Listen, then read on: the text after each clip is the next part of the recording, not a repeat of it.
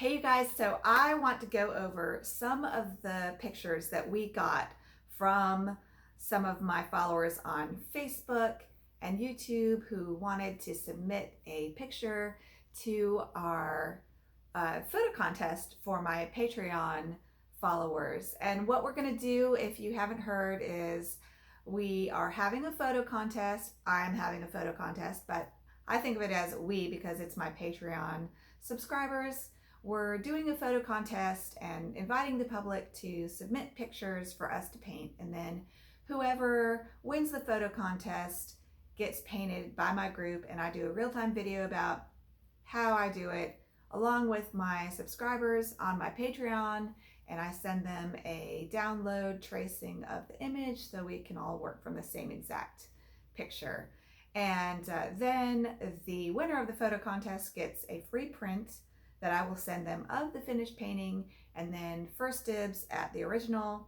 And then my Patreon subscribers can sell their paintings too. That's fine with me, and I just made that clear at the beginning that the image will be used to create prints and also sell the image, and that's okay with the photographer. So for this video, what I want to do for this video is talk about what makes each photo that was submitted good or not so good for a watercolor painting. Now, all the pictures we're going to look at are gorgeous. They're lovely images, and I see why the people submitted them for the photo contest. However, just because a picture is beautiful does not mean it should be painted.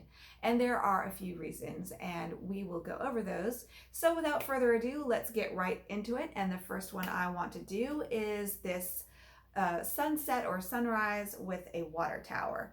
Now, this is beautiful. This sky would be really fun to paint because it's just gorgeous, and the photographer did a beautiful job capturing all that beautiful light, and it's so pretty.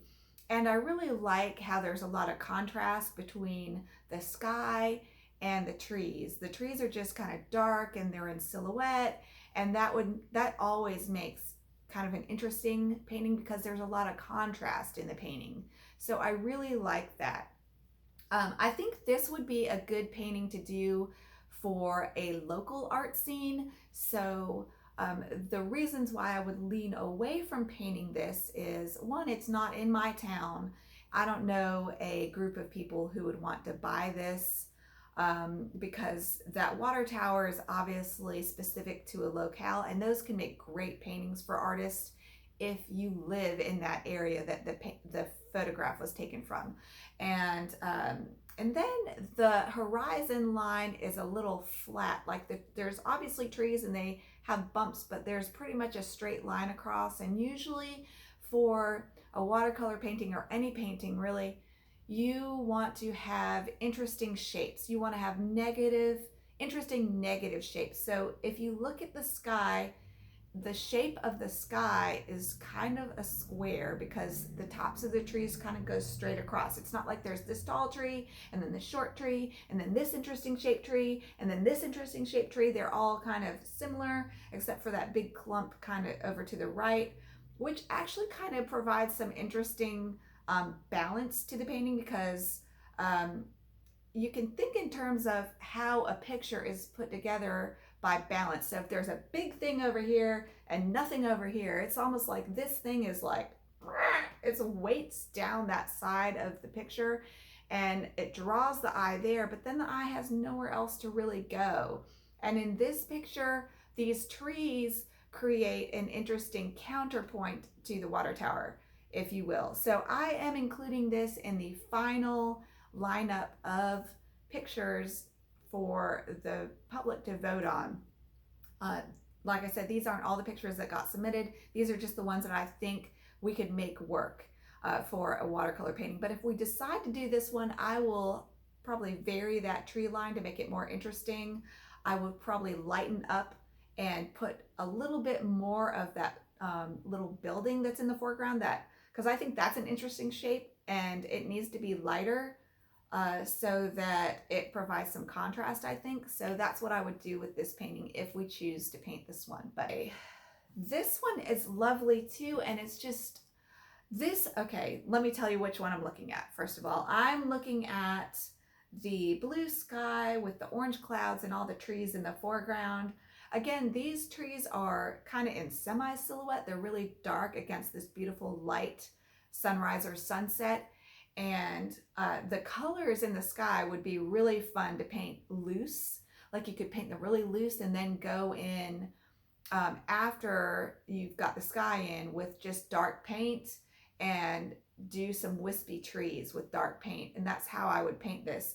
And then it looks like maybe there's some water over to the right. I might pop up the contrast of that so that kind of shows up a little bit more. But, and then some of the trees, like that one sticking straight up kind of to the right middle, I might make that a little bit more interesting shape or just take it out because I feel like it's somehow stopping the eye. And but I like how the trees in the foreground, the branches are coming in like this and pointing your eye towards those pretty clouds. So that could make an interesting painting just because the trees would help frame the beautiful sky in the background. So that's what I like about this picture. So definitely a good option. As far as why I would or would not paint this, people do like to buy landscapes and pictures of trees, and this could be generic enough and beautiful enough to just be a very nice decorative piece. So I do like that about this painting, and it looks like it could be anywhere, and that's important if you're trying to sell it to a larger demographic than just like a local art scene. Okay, now we have what looks like a golf course picture, and this has actually been submitted by one of my Patreon members. So thank you so much for this picture. It's really pretty. The colors are really saturated and lovely. It's a great shot of these grasses, and those grasses would be a fun thing to paint just out of technically interesting because they're a different shape, and you'd probably either have to do a lot of negative painting around them or you'd have to mask them out. So this painting has a lot going on in it. I like how this fence is going across and kind of pulling the eye into this area of the pretty grasses. I'd probably crop it a little different if I did this. I'd probably crop out some of the top of the picture and tighten it up and maybe make that fence go all the way across the painting so it kind of ties it all together like a little gift of beautiful paintingness, if that's even a thing. I don't know. But the only thing with this is it's a lot of green, and I'm afraid that might be kind of tough for my beginner watercolor people that are in my Patreon group, and those grasses I think would be challenging. And I don't know if there's enough contrast with the grasses in the background. This is actually a complex painting to do and pull off as an artist because you'd need to change some of these green hues to a little bit different color just to have different layers in the painting so that it creates a good composition for a painting. As a photograph, it's a beautiful picture. So this might be a little complex for a beginner watercolor subject. This next picture is a oceanscape, and it has that big, beautiful white rock. It's so amazing. That rock just, I bet in person it was absolutely gorgeous. And these rocks are very pretty.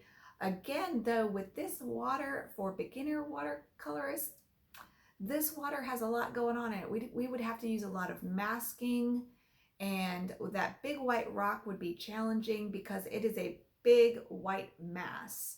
And I don't see anything balancing it very much on the other side. So it kind of like falls over. It's almost like what would help with this, the design of this is a boat somewhere over to the right, because even though the boat would be really small, it would be humans are in that boat. So somehow that creates a lot of weight in a painting. That big rock creates a lot of weight. And then if you added a boat to the right, somehow that, even though it's smaller, it has a lot of weight because it's a human element. And in composition, you can think in terms of different parts of the painting as having weight. Like a big rock has a lot of weight because it's just big and takes up a lot of space, and it needs to be balanced by something. So a little boat would have almost an equal amount of weight because especially if you made it a bright color like a red, you can think in terms of different elements in a layout of a painting as having weight, and you want to make sure things are balanced. Like a little object can have a lot of weight just because it's little and interesting as a big object. So if you have a big object over here, a little interesting object over here, like a person or a boat, helps provide like a counterweight, if that makes sense. That was really hard to explain. Am I making any sense? Leave me a comment and help me. If I'm not making sense and you know what I mean, help me in the comments. What do I mean? But I think that explains it. So this would be a good painting to do if we added a boat. I think it needs some sort of human element, and we would have to do something with that big, huge piece of white rock because it's just too big and bright to really work in a painting, because white areas draw the eye. So you would have to tone it down maybe with a lot of texture and just leave some of it white so the light is just hitting part of it, and maybe the front part would be really white where the sun's hitting it, and the rest would be in a shadow, maybe like the shadow even of a cloud going over or something. So that would take a lot of thinking. We would have to think about how to compose this painting if we used this picture. Okay, next. You guys, I don't know if I should say this, but I'm just gonna say this.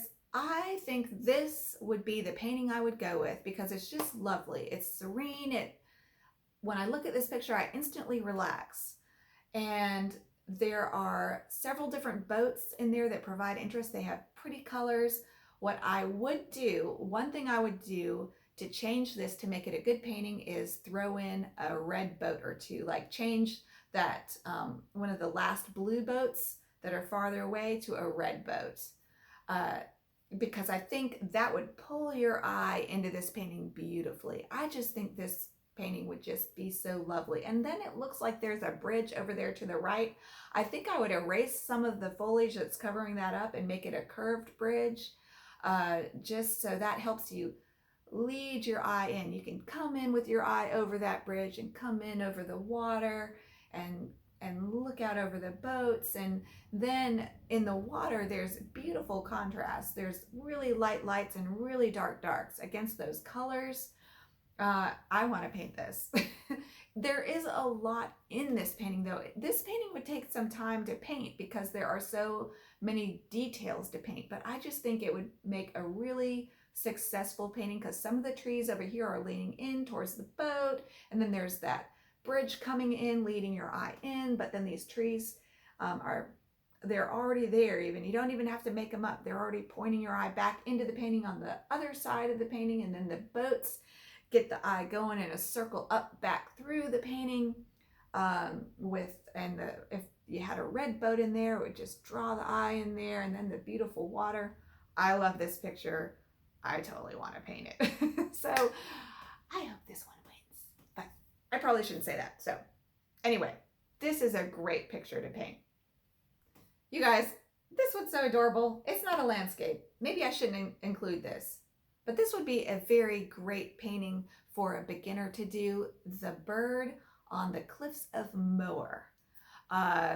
This would make a great beginner's painting because it's so simple, and you could practice a loose background and then the tighter foreground with the bird. The only thing with the bird is his beak isn't showing, and if his beak was kind of pointing out like this, it would add some interest to the negative space between him and the signpost. So if we did paint this, I think I'll save this picture. Obviously, it's not a landscape, so it probably shouldn't even be in the running for this particular painting month. But when I do animals or maybe a bird theme, I think this would be a good one. And he's sitting on the cliffs of Moher. I think that's a very popular place to go for tourists. So this would be an easy painting to sell probably, because it would be a cute crow sitting on this sign for the cliffs of Moher. I'm not probably saying that right, but I think it would be a great commercial piece, because you could sell it to people who maybe they got married there, or they went on a special honeymoon there, or whatever. It would sell well as a commercial artist, professional artist piece to do. And it's just engaging and tells a story, and it draws you in with the crow. So we'll save this one. Okay. All right, this one's near and dear to my heart, because I was in Florence, Italy once, and I stayed in a hotel right across the street, which was just a narrow little cobblestone street across from the Duomo. I could open my window and throw a rock at the Duomo, which I would never do, but it was so cool. So this brings a lot of great memories to me, and I'm sure as a commercial piece, it would bring a lot of good memories to other people too. So this one would probably sell well too. It'd be a good subject for a commercial piece. And I'm thinking in terms of that, because I'm a professional artist trying to make a living. So my things have to sell. I can't paint something that won't sell. And so I really like this. And it's a pretty straightforward piece, but there are a lot of details in the Duomo. I haven't painted my images of the Duomo yet. I have some really good ones with like flowers in the foreground and things like that. And the only thing with this is it's just kind of an awkward composition for a painting. As a photograph, I think it really works beautifully, but for a painting, we would have to crop off some of that top, because to make that negative space of the sky a little bit more interesting, we'd have to straighten up the building, because a lot of times when you take a photograph of a building, the lens of the camera is curved, and so it makes buildings kind of do this in photographs. So as artists, you have to remember, before you paint your picture, straighten those buildings back up. So we'd have to do that, which is no big deal. You could probably even just kind of do a little bit of rotating with this. But somehow I feel like I want to see that dome in this picture, and that straight building that's part of the that's part of the Duomo, but it's just, I don't know, I feel like I'm getting blocked, because I want to see that big gorgeous dome. And it would be fun to get rid of that completely and just zoom in, and then maybe even paint the people, because there are people up there, you guys. If you've never been to the Duomo, you don't know how big it is, but there are people standing up there above the big orange curved part. Then there's a platform where people can go. And I've got a video of it too from when I went. And it's just amazing. It really gives a sense of scale to how amazing and big this building that was built during the Renaissance. How did they do that in the Renaissance times without the equipment we have these days? It's just mind-blowing. It's a mind-blowing building. I love it. So I love this image for that. And it is a beautiful image, and crisp and clear and gorgeous. But for a successful painting, I think it would need a few changes. So that is that one. Okay. This one was also submitted by one of my beloved Patreon subscribers. And this is a very strong picture, and very strong. In fact, those clouds just rule this image. And for a painting to hang together, you have to paint the whole image.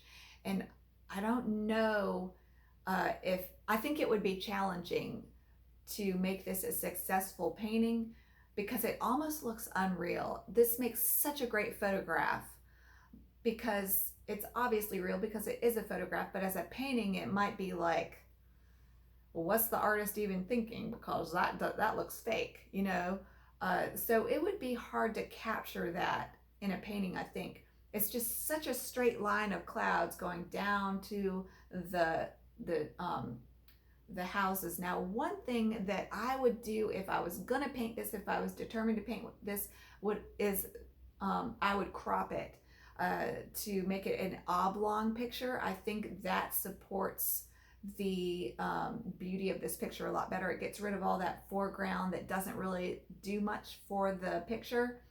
And so I would crop it, and I'll show you here how I would crop it so that it's really focused on the sweet spots of the painting, the people on the beach, the beautiful horizon with the gorgeous light and the clouds coming down in a menacing way, almost like they're about to eat these houses up.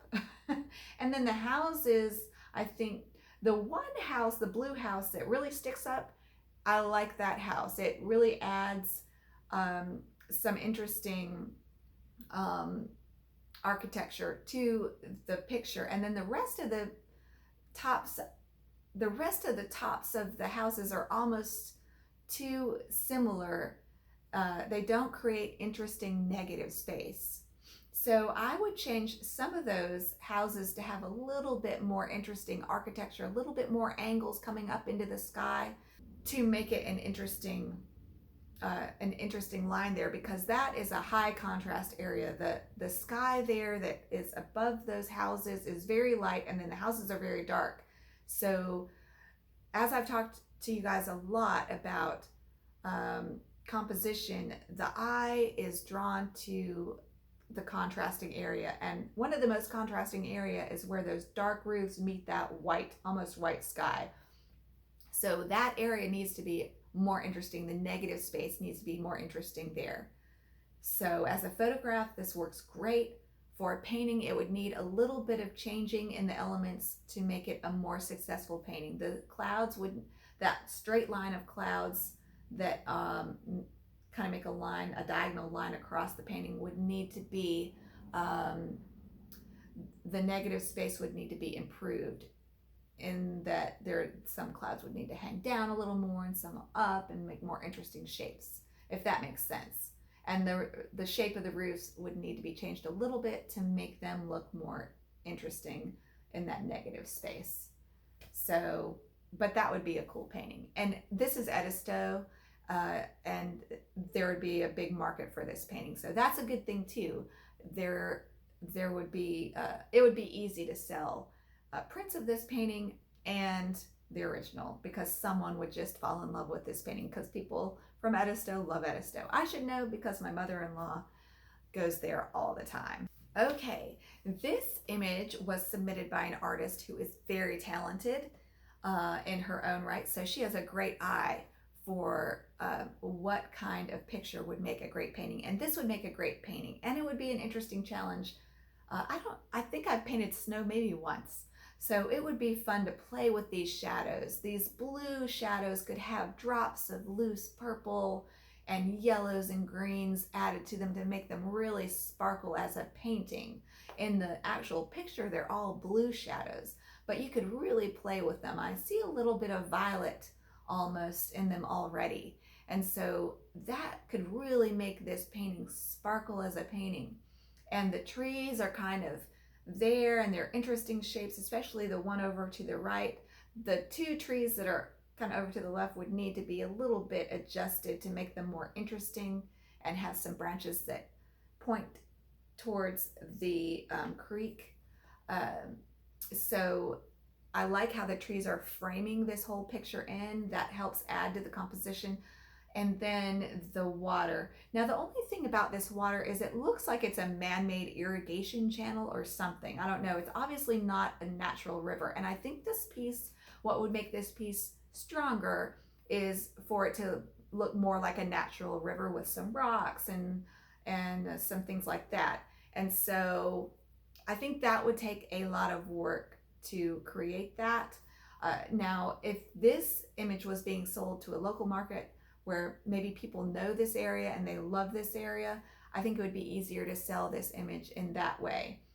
But I think that the water feature in this picture would be stronger as a painting if it was a more natural looking creek. So that's the only thing. But I like how the creek's curving, so that's really good.